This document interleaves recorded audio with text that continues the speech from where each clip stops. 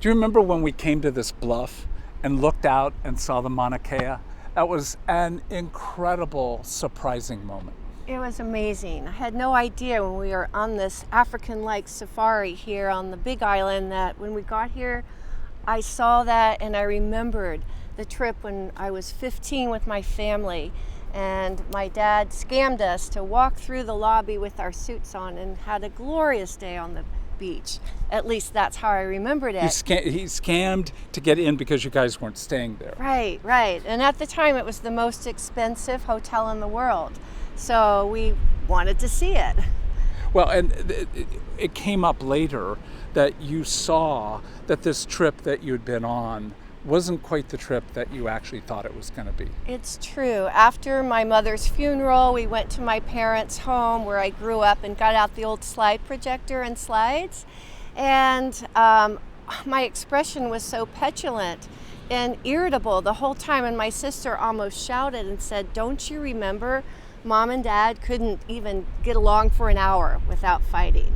And that's not at all what I had remembered. See, so when we came up here the first time and you began to tell me a little bit about that story, you had been asking for years to be able to bring our whole family to the Big Island. And I had kept saying to you, it is so expensive. We don't have the capacity to be able to bring our children, their spouses, and our grandchildren.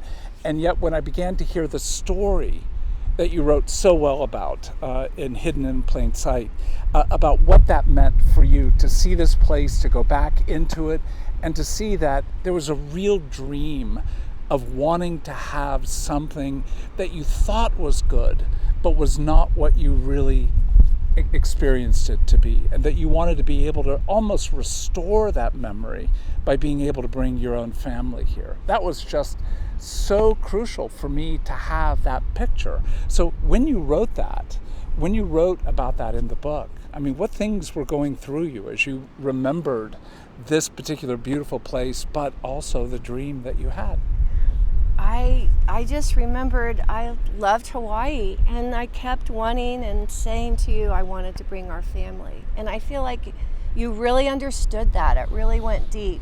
And so thank you for hearing the desire of my heart to redo the family vacation, but this time with love. Well, I think one of the things that you have said so well in the book is that we have to hold stories together, that we're so often either ignoring the story or recasting the story in a way that allows us to endure it without the losses that are there.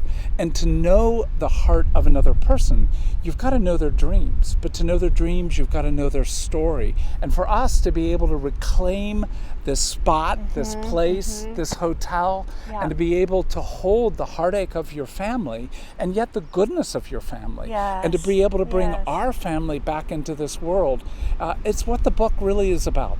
How do we honor story, dream for what we can become through story, and then allow those stories to actually be able to play out?